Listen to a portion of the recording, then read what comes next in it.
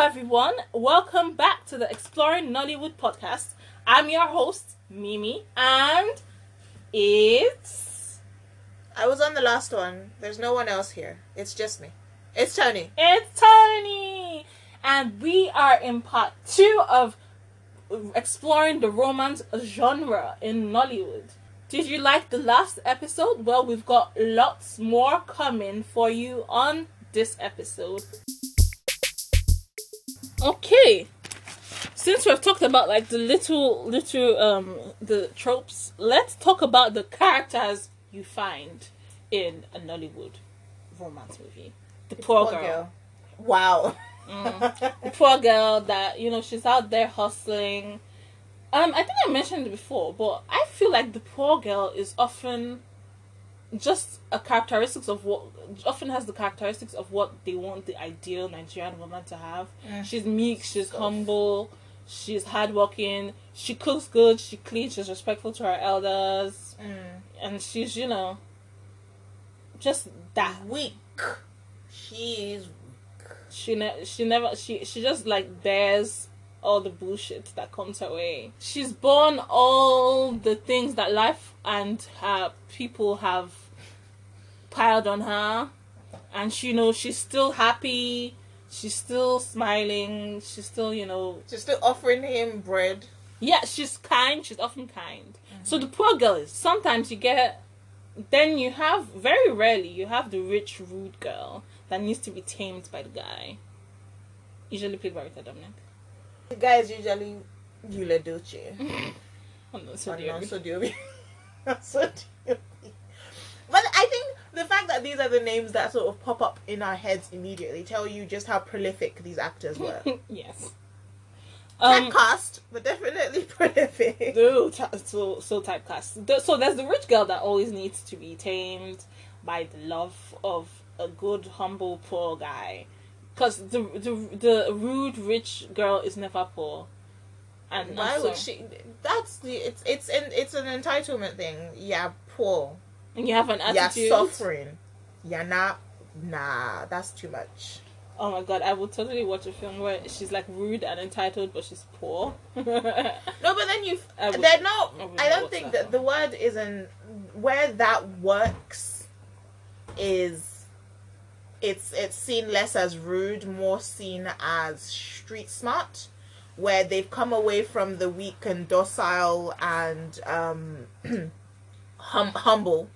So I mean, they're usually humble, but you've stepped away from the weak, docile female characters, and you've moved on to these stronger female characters. That is what sort of starts to attract the guy to her. So like something like Heart of a Fighter. The start of Heart of a Fighter is not a romance.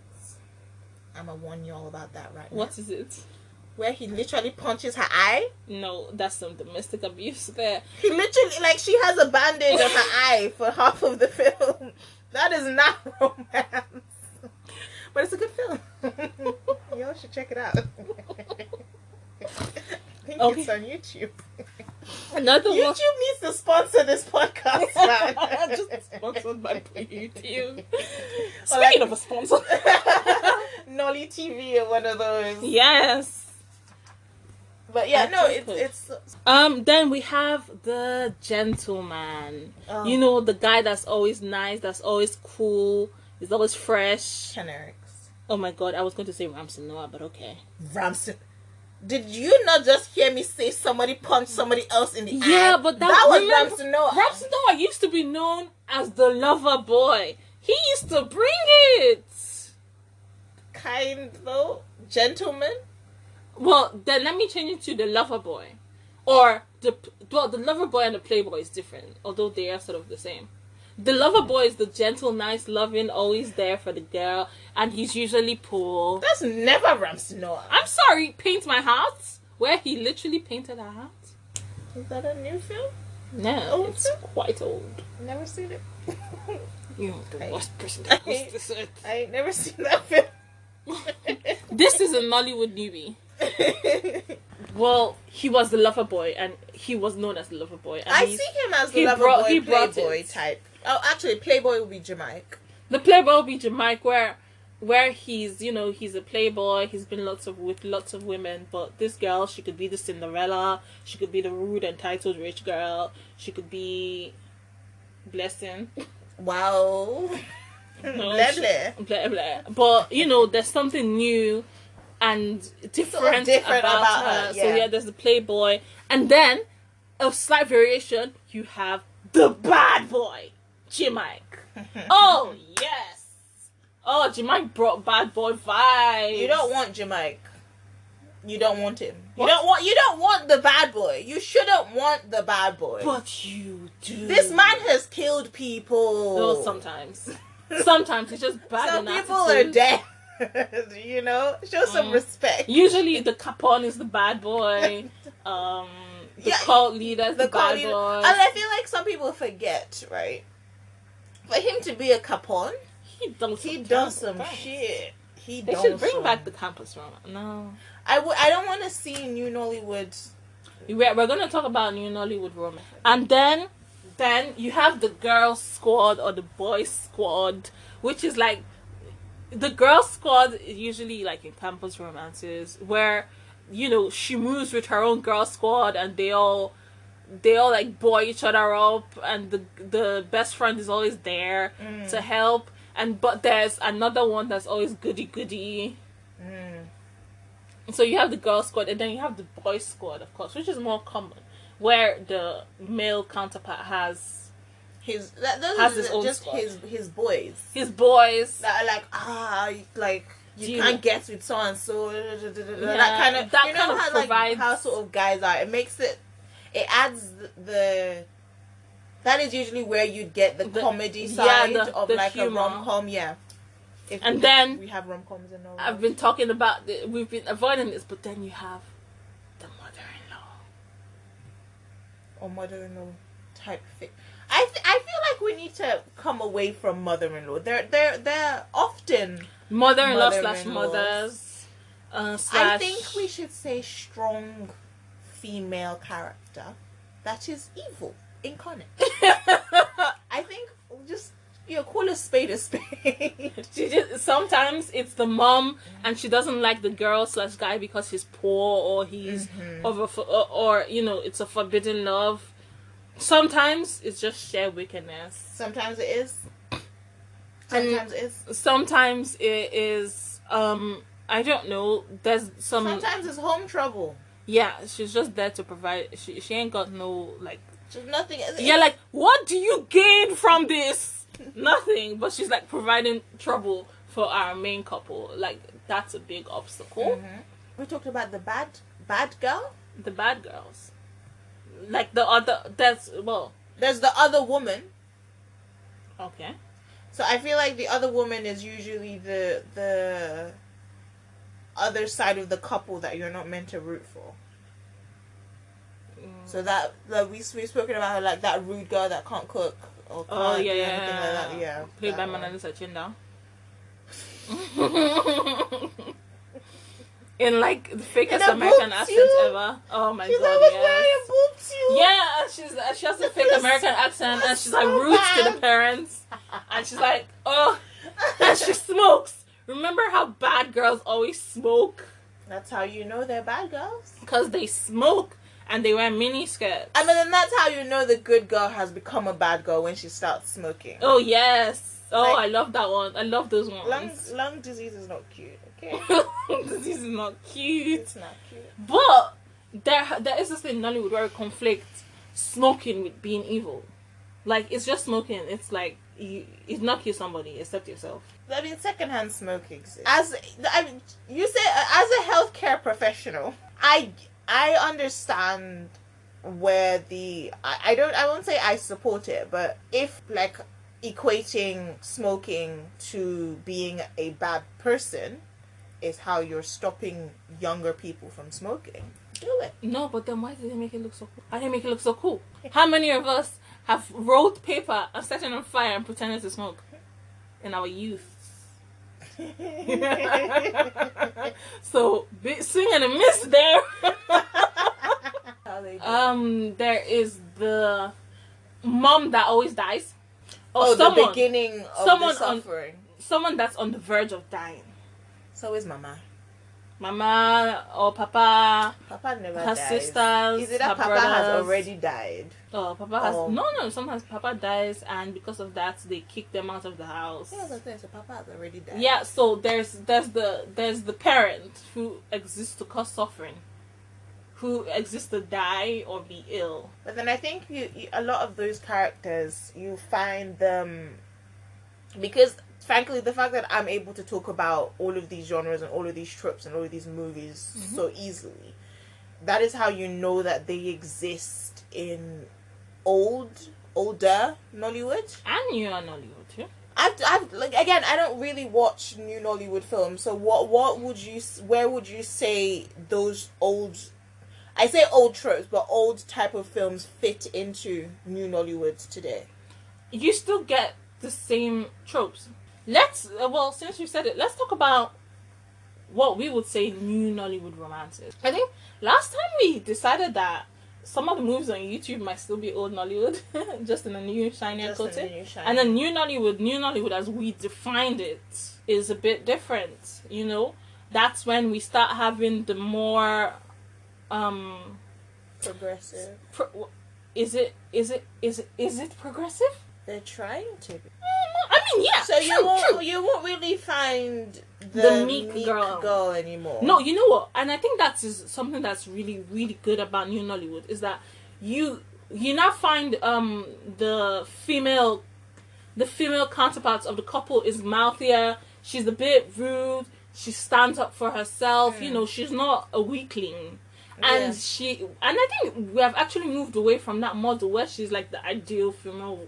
Well, or maybe we've progressed as a country and as a culture in that, she's making a face, where the ideal female is now different. It's someone who talks back. It's someone who's smart. It's someone who... I don't see that's happened, because I've had conversations in the past few years where a guy will say to you straight, point blank,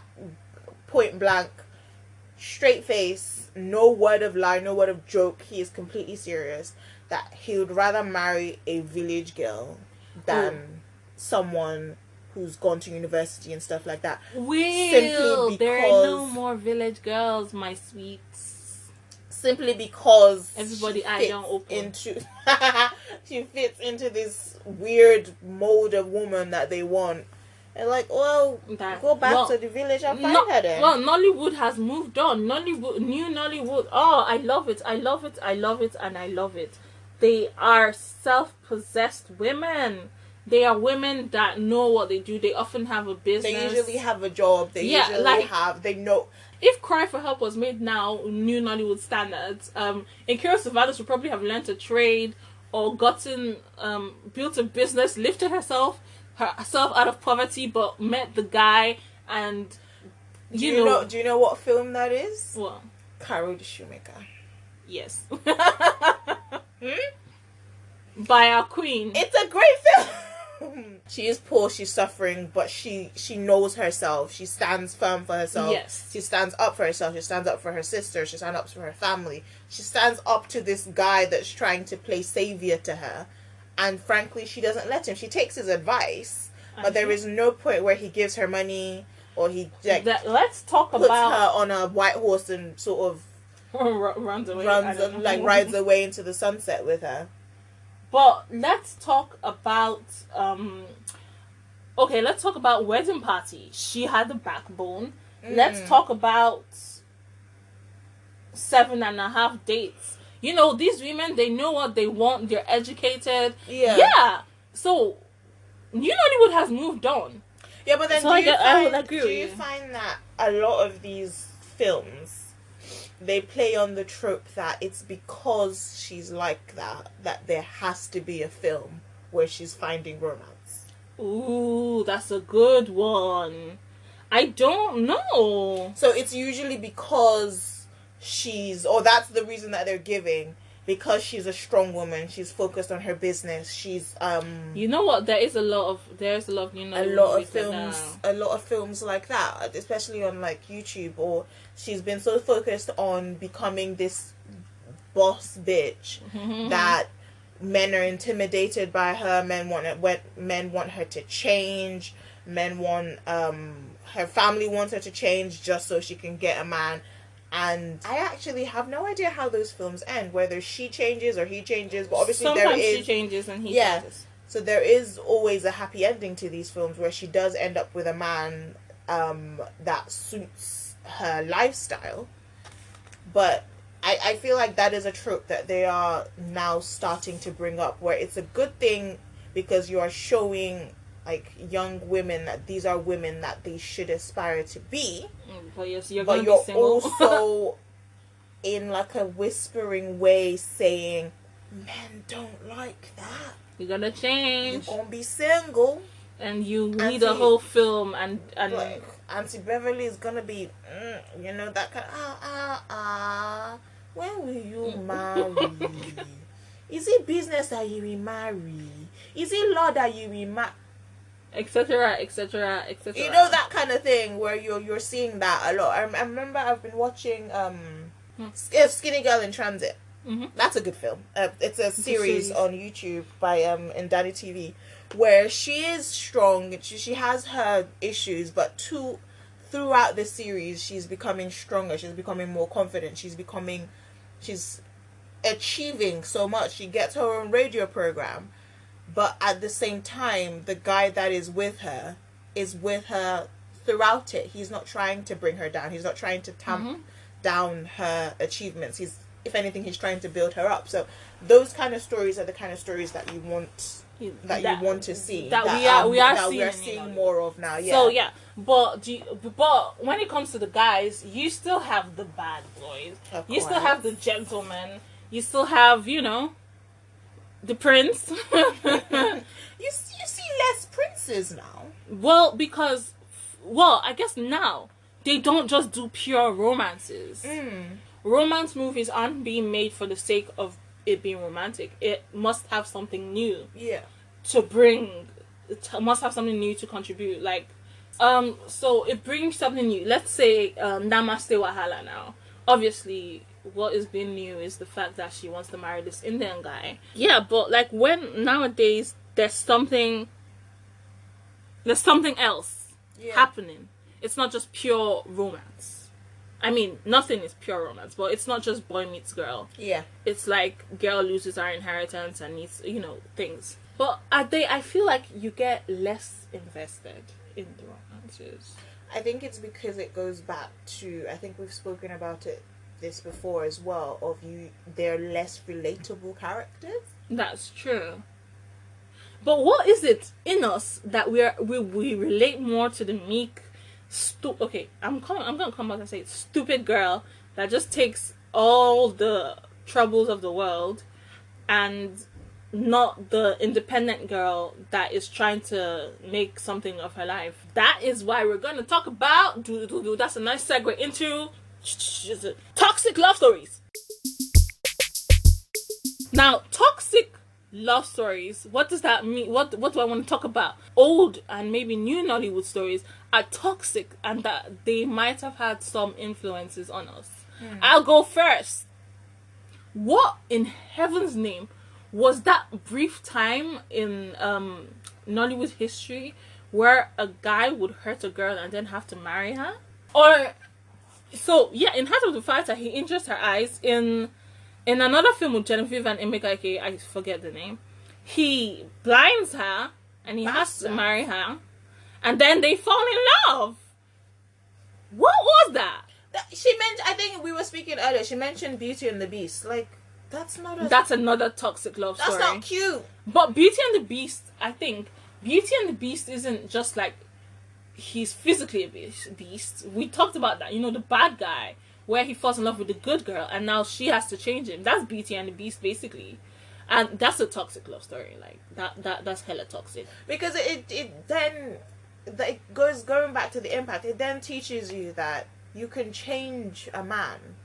You can't. Bro. Except he wants to. You cannot change a man. That you cannot change anybody unless they want to be changed. But that also teaches you that you should stay with someone that's terrible in the hope that they'll change. That they'll change. Don't do that, sis. Run. With your 2 legs, run away. He or she is not a home renovation project. You cannot make that house new. Wow. But that's hella toxic. And even the Cinderella story, as I think I've said, that's a bit toxic as well. I think if you think about the actual story of Cinderella, I feel like if you think about it that way, of the only person that he's going to fall in love with is someone that fits into a certain criteria. Mm-hmm. So think of all of the Cinderella stories that you find. She is weak. She's weak-minded. She is weak-willed. Mm-hmm. He can control this girl. Think of Moment of Truth. Moment of Truth, where he raises her and becomes... do they end up together in the end? No, she ends up with Frank. Oh yeah.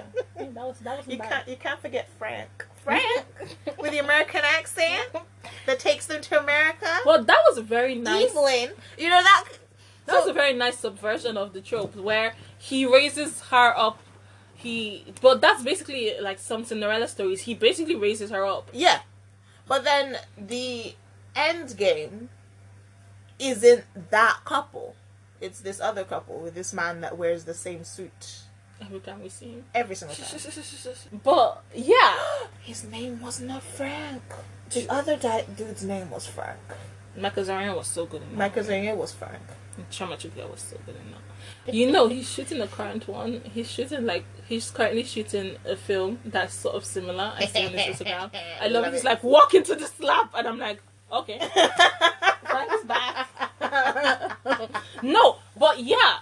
But I also think that like the Cinderella story teaches you that, oh, a man will come and save you, so you shouldn't do anything. You don't need to do anything. You don't. Well, I think that's being a bit unfair though, because the character of the Cinderella is usually resilient, is usually trying to survive. So no, I'm not talking of the Cinderella story. The Cinderella isn't the quote unquote toxic one. She's not the problem. Mm-hmm. The problem is the man that is attracted to this idea of a person that he can now control. I would argue that he falls in love usually at first sight, or because she has a unique quality that he does not see. Hashtag not like other girls. One of them was that she could do math. Really? I'm sorry. She what? can act. That's Moment of Truth. He was so impressed with the fact that she could give him the exact amount of his correct change. Oh my god, I've watched so many movies like that. He fell in love with her. Sometimes it really do be that she can do math. That's it. Oh my god. Like, oh, she's so humble. This is literally she's a quote. Nice to her elders. She's so humble. Like, do you remember that bread seller girl? So humble. It's poverty that humbled her. But isn't humility a good quality to have? It is. So why are we bashing? But I'm not saying it's a bad quality to have, but when it doesn't add to you as a person, what are you humble for? But then it's always that kind of girl. Well, so you're hardworking. Yeah. Which is again a quality that you should aim for. I guess what we're saying is, in a very confused manner, is that too much of a good thing is not good. Too much of a good thing is not good. Very, very true. Very true. Very true. And just like this Cinderella story isn't bad in itself, but come on, man. It's not every day. Sometimes don't be a blah blah, be a carol. Yeah. It's interesting to sort of try and find out or try and discover the impact that these kind of films have had on you, because you find that a lot of teenagers, or when I was a teenager, you are looking for that man to come and save you and come and this rich man that will just see you and like, yes, that is the one for me. Yes, I will take her spend out. My money. I will give her my American Express card. You know what I do love about those movies though? The glow up. I love the glow up of the girl. Like, she's poor. That is another thing that almost always happens in these films. There's a glow up. There's always a makeover. For the girl, never the guy. Never No, sometimes the guy. No, he never glows up. No, but then if it's the other way around for the Cinderella story, there is... She glows down? No. Whoever is being the prince usually always elevates the other person to match. It's usually the women. I love it when they glow up, man. It's like a makeover. I love it. But I don't think it happens the other way around. No, but I've seen, I can't think of a specific movie, but I've seen where, like, bad girl, where she likes him, he sort of likes her, and she's buying him clothes and things because what he's wearing is not up to scratch. That could be any film. So that's the same thing. That happens. Yeah, that happens. I do love those. Or like the stalkers. Yes, stalking as love. Or, oh my god. But what I don't like is when the guy is consistently persistent. The unrequited love that somehow turns into requited love. And it's like, never give up on your dreams, even though she doesn't like you. Just bug off. But I think that sometimes it also teaches the opposite, because sometimes you have the rich guy, you know, in the struggle love type genre, you have the rich guy that always tries and tries and tries, and then, you know, she turns over his crate of Maltina at the bride pie ceremony. I'm just saying, it's a very vivid image. I must have seen it somewhere. But she turns it over, and, you know, he always tries, but, you know, the struggle love has got to stay. Or so maybe that's not a toxic one. It's less so toxic.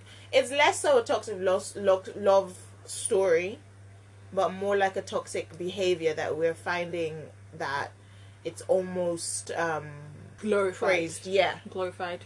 Because if it's not a struggle love end game, then that pestering, that stalking, often works. Yeah. Well, I think that usually that stalking kind of love usually comes when he's the bad boy. Yeah. And he's trying to convince her. Let's talk about some other things that you find in the romance genre. Montages. So many montages. Are they montaged feeding themselves ice cream? Are they at the beach riding that horse? And I feel like, okay, so watching recent Living in Bondage, one of the criticisms I personally had was that the relationship between the main character and Kelly wasn't as strong, and I just realized what I wanted, and it was a montage. I just wanted to see a montage of them going out, you know, enjoying each other's company, falling in love. It helps you, it talks towards their, like, journey and their courtship, which is part of the romance genre. So if they're not feeding each other ice cream, is it love? They actually date? Like, what the hell? If they don't ride on the beach, is it all Nollywood? Is there a horse? To further prove the love. They're playing on the beach. Oh my god, Namaste Wahala did that, but they did not do it enough. Like, I wanted a full scale playing on the beach montage, and it wasn't there. New Nollywood, give me montages. But then we say we want montages, right? Yeah. But then the first criticism that we will have of a Nollywood film is that they waste time. Yes. What is wasting time? Those damn montages. I have never been mad at a montage ever in my Mary life, and I don't think I will ever be. Mary Ann, why are they on the beach for 10 minutes of the film? To show that they're falling in love. That's too long. That's too long. That's too long. But I think they could do it. They could do it in a different way. So I think, not Nollywood movies, Hollywood movies do it in the fact that you actually see a progression of they do this, they do this, they do this, they do this, they do this, and the montage is a collection of different. It's like an actual montage. It's not just a scene of actual different things that they've done. And then, you know. Whereas a Nollywood montage is, they're at this side of the beach, then they're at this side of the beach. Oh, look, now there's a horse. Oh, look, now they're in the water. Oh, look. Dear sweet baby Jesus. It takes a while. That's where you see the whole. I want to see. I just running in the forest anything. Nollywood movies are missing that. They're just missing the montage, and I want montages, like, especially on the beach. Probably with Central B singing. Okay, another typical decision you see is the soundtrack. Oh, so many beautiful, beautiful songs have come out. Are you ready? Okay, that's enough. People need to listen to that. World Apart, yes. It brought us that. You have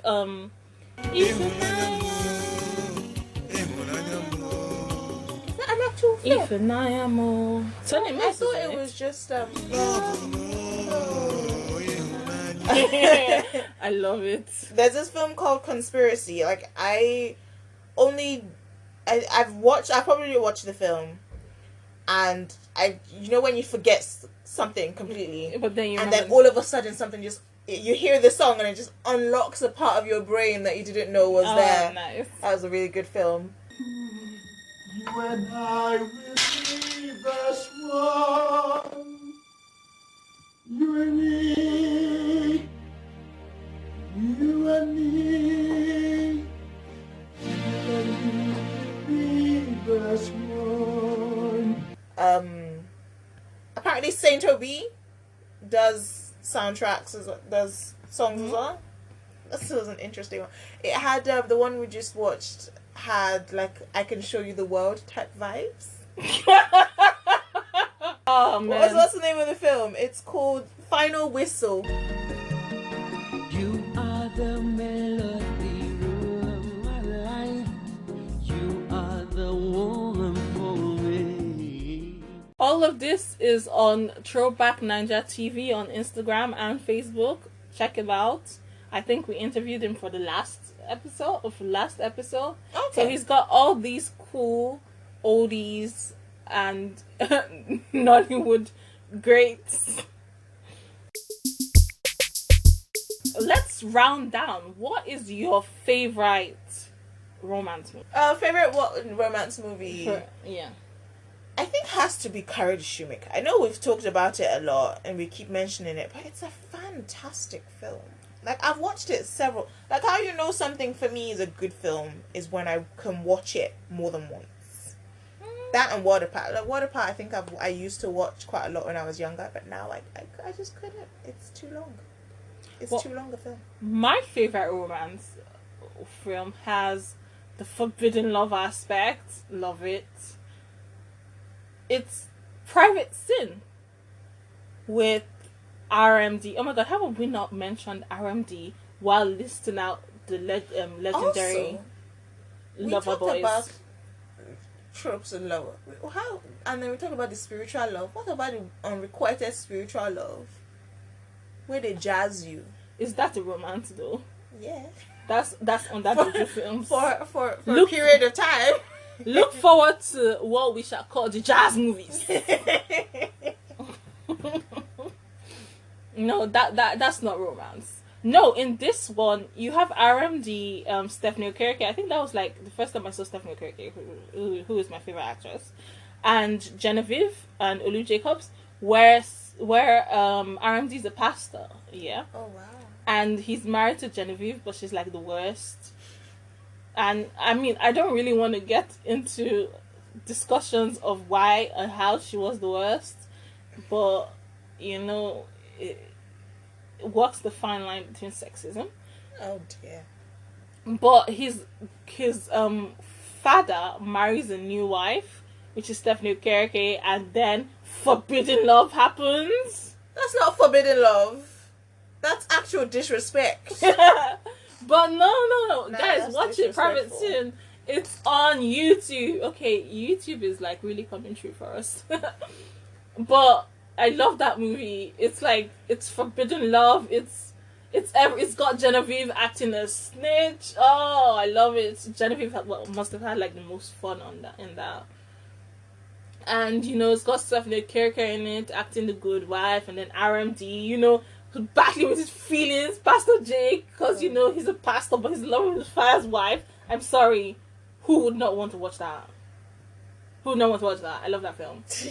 Well, thank you for joining us on this episode. I hope we've suitably explored the romance genre. Can you comment on our Facebook, our Instagram, or even on this app? Tell us if we've missed any romance genres. Tell us your favorite romance yes, film. and tell us your favorite romance films, because we love to see it. Or the ones that you think people need to watch just for the love, just for the banter, for the love, for the love.